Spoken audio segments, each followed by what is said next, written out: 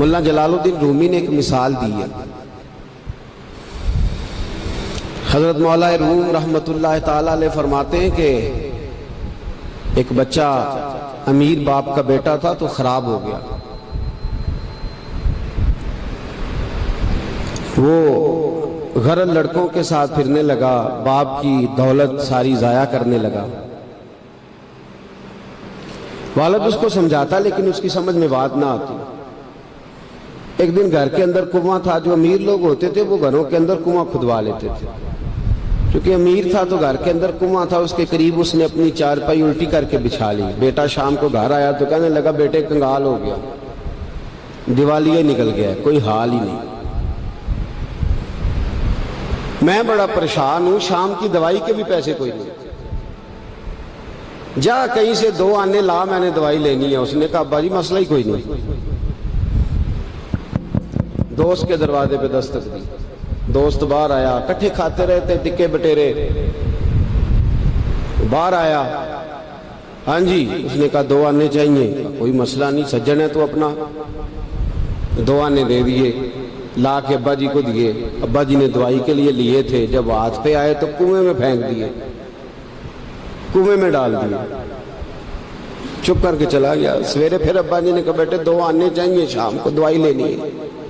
کوئی مسئلہ ہی نہیں، بڑے سجن ہیں. دروازے پہ دستک دی، دوست باہر آیا، 2 آنے چاہیے، لے لو. ابا جی کو دیے، کنویں میں پھینک دیے. تیسرا دن، چوتھا دن، سجنوں کو پتا چل گیا کہ بھوکا ہو گیا ہے. خبر پہنچ گئی، آج 2 آنے لے آنا ہے. نے کہا کل میرے کو بھی کھڑے سو. اب شہرت ہو گئی کہ اب اس کے پاس شے بھوکا ہے. اب دروازے بند ہونے لگے، کھڑکیاں بند. انہوں آدھے میں کار کو نہیں. اب حال جو تھا وہ خراب ہونے لگا. کوئی نہیں پوچھنے والا، پریشان ہو گیا. ابا جی نے تو 2 آنے مانگ لینے ہیں شام کو. ملا رومی رحمت اللہ تعالیٰ علیہ فرماتے ہیں شام ہوئی، صبح دن چڑھا تو اٹھا. ابے نے کہا 2 آنے. اپنے شہر میں مزدوری بھی نہیں کر سکتا تھا، سارے جانتے تھے کہ چودھری صاحب کا بیٹا ہے، سیٹھ صاحب کا بیٹا ہے. دوسرے شہر چلا گیا. میری باتوں کی سمجھ آ رہی ہے آپ کو؟ دوسرے شہر گیا، مستریوں کے ساتھ مزدوری کرنے لگ گیا. شام ہوئی تو چھالے پڑ گیا، تو پیروں تک پسینہ نکل گیا.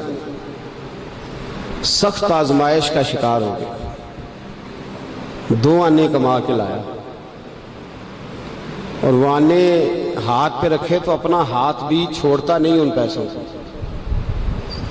ابا جی کو دیے نا جب، تو ابا جی نے پھینکے کنویں میں تو بیٹے نے ماری چیخ. میں کہا ابا جی دماغ کم کردہ جے، بوڑھے ہونے کے ساتھ ساتھ سٹھیا تو نہیں گئے آپ؟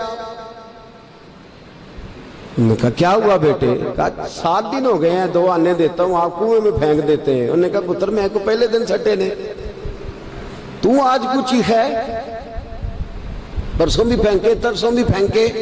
توجہ ہے مسلمانوں میری بات پر؟ اس نے کہا 7واں دن ہے تو میں نے پرسوں بھی پھینکے تھے، ترسوں بھی پھینکے تھے، اس سے پہلے بھی پھینکے تھے، تو چیخا نہیں. اس نے کہا ابا پہلے ادھار کے تھے، آج بولے نا، سارے بولے محنت کے ہیں. آج پہلے ادھار کے تھے، آج تکلیف ہوئی ہے. تڑپ گئے ملا رومی. کہنے لگے تو نماز اس لیے نہیں پڑھتا کہ تیرا مذہب مفت کا ہے. تو داڑھی کے وعدے سال بعد اس لیے کرتا ہے کہ تیرا مفت کا مذہب ہے. تو کہتا ہے پرسوں ترسوں شروع کروں گا، تیرا مفت کا مذہب ہے. ملا رومی کہنے لگے اگر تو نے قدر پوچھنی ہو تو پیسے خرچ کر مدینے جا اور جنت البقیع میں بی بی فاطمہ کی قبر پہ کھڑے ہو کے پوچھ دین کتنی قدر والا ہے. پوچھنا حضرت فاطمہ سے، اور پھر سیدہ فاطمہ تجھے بتائیں گی کہ میں 5 سال کی تھی جب سے مصطفیٰ کے وجود سے اوجڑیاں اتار رہی ہیں، اور اس دن سے لے کر اپنے حسن حسین تک میں نے کوئی شے نہیں بچائی. مسلمانوں نماز نہ چھوڑنا، یہ دین ہم نے بڑی مشکل سے حاصل کیا ہے. مسلمانوں قرآن نہ چھوڑنا، یہ دین بڑی. فرمایا جا تجھے بتائیں گے وہ یہ کتنا قدر والا ہے. وما قدر اللہ کا قدر ہی، تجھے کیا پتا؟ تیرا کوئی بچہ کربلا میں شہید ہوا ہے، تجھے کیا خبر؟ تیری کوئی ماں نے پتے کھا کے گزارے کیے؟ تجھے کیا اس دین کی قدر ہو؟ تو نے کوئی تھپڑ کھائے ہیں دین کے لیے؟ تجھے کیا پتا ہو؟ تو مفت میں کہتا پرسوں رکھ لوں گا، ترسوں رکھ لوں گا، میں شروع کرتا ہوں، میں دیکھتا ہوں، میں آتا ہوں، میں بس فلاں کر، کیسے؟ تجھے کیا خبر ہو؟ دین نبی دا او کی جانن، دنیا دار کمینے دین نبی دا جانن والے سوں گئے وچ مدینے، کیسے قدر کا پتہ چلے؟ پوچھنا حضرت بلال سے کتنا مہنگا ہے یہ۔ حضرت عمار بن یاسر کی قبر پہ کھڑے ہو ملک شام میں جا کے، وہ تجھے بتائیں گے دین بڑا مہنگا ہے، بڑی مشکل سے لیا ہے، بڑی مار کھائی ہے۔ میری ماں سمیہ کے پیشاب والی جگہ نیزہ مار کے ابو جہل نے قتل کر دیا تھا۔ کہ پوچھ تجھے پتا چلے یہ کتنا مہنگا ہے، تجھے کیا خبر ہو اس کی قدر کیا ہے؟ اور پھر بھی تجھے سمجھ نہ آئے، پھر بھی تجھے خیال نہ آئے۔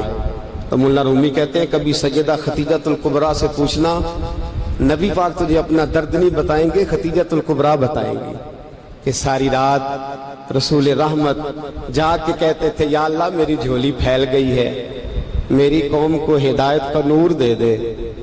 رات روتے گزر جاتی تھی، دن پتھر کھاتے گزر جاتا تھا۔ مفت کا دین آیا، کر لیتے ہیں، سوچ لیتے ہیں، سمجھ لیتے ہیں، دماغ انگریزی، ذہن انگریزی، لباس انگریزی، چہرہ انگریزی، اٹھنا بیٹھنا انگریزی، طرز حیات انگریزی۔ یہ مسلمان ہیں جنہیں دیکھ کے شرمائے یہود، سویرے موٹر سائیکل پہ بٹھا کے جاتے ہیں سکول چھوڑنے بیٹے کو، اور ادھار پیسے لے کے فیس جمع کراتے ہیں۔ لیکن قاری صاحب کے پاس بچے کا مخارج ٹھیک ہوئے ہیں کہ نہیں، اس کی کوئی فکر نہیں کسی کو۔ قرآن شریف ہے، قاری صاحب پڑھانے آئے ہیں سائیکل پہ، بیچارے 1000 روپیہ لینا ہے انہوں نے، وہ باہر کھڑے ہیں دروازے پہ، اور نواب صاحب کے بچے اندر بیٹھے۔ تو کہتے ہیں اوہ قاری صاحب تو دسنا یاد نہیں رہا، بچے دے پرسوں دے نان کے ٹر گئے نالے تسی تے قاری ہو، ایڈے کو قاری ہو، چھوٹے جے مسجد دے مولوی ملوانے، پھر آجے پھر کیڑی گل ہے؟ ہاں وہ ایم ایس سی والا ٹیچر ہوتا تو اس کو پہلے کال جاتی یا آج آپ نے نہیں آنا۔ آپ کما قدر اللہ حق کا قدر ہی، مسئلے پوچھتے ہیں لوگ، مسئلے کہتے ہیں جناب دعائے قنوت نہ آئے تو وطروں میں کیا پڑھنا ہے؟ میں نے کہا جنازہ پڑھ لو اس قوم کا جس کو 48 سال کی عمر میں بھی دعائے قنوت یاد نہیں ہوئی۔ ابھی بھی منت کے ساتھ تمہیں کہا جائے کہ دعائے قنوت یاد کر لو، ابھی بھی جس کے گھر میں کار آتی ہے وہ چلانی سیکھ دیتا ہے یا پڑوسی کو دے دیتا ہے؟ بولے نہیں ادگوانڈیاں نو دیندا ہے، مینوں نہیں چلانی ہوندی، تسی رکھ لو۔ عجیب تماشا ہے۔ نماز کی باری آتی ہے تو کہتا ہے کوئی نہیں قاری صاحب جو پڑھیں گے میں پیچھے پیچھے ٹھیک ہوں، مجھے کوئی ضرورت ہی نہیں یاد کرنے کی۔